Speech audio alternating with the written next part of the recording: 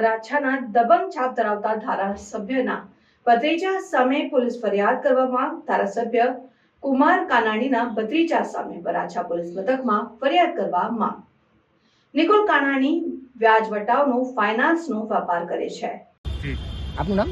મિતુલભાઈ ઈશ્વરભાઈ બુદેલિયા। મિતુલભાઈ, તમારી સાથે શું બની રહ્યું છે કે કોણ આ રીતે પઠાણી ઉઘરાણી કરી રહ્યું છે અને શા માટે?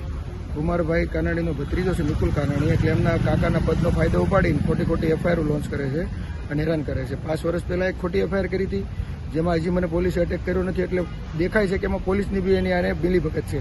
ખોટા 2 વાર પોસ્ટિંગ ઉપર પીઆઈ સાહેબે અમારી ઉપર હાથ ઉપાડ્યો, માર્યા છે અંદર એની ઓફિસમાં, એટલે જે સાબિત ન થાય।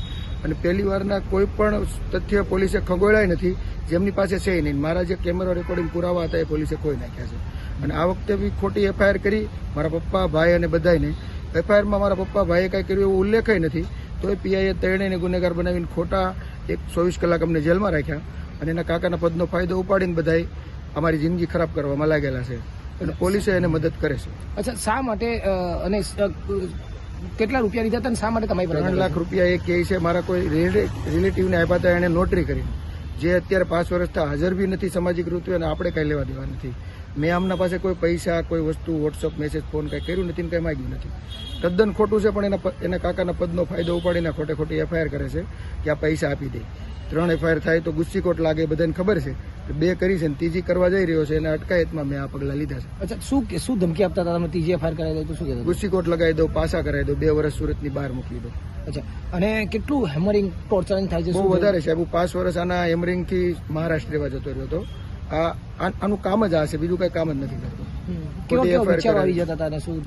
કામની સામે લડવું પડે અને કામ મરવું પડે, બીજો કોઈ રસ્તો જ નથી। આપણે મરવા કરતા લડવાનો રસ્તો લીધો છે। શું માંગ છે જે આપણે એફઆઈઆર કે અરજી સાહેબને આપી છે એમાં પૂરતો તપાસ કરે, જે સત્ય હોય આપણે કે એ પોલીસ આપણી હારે ન્યાય કરે।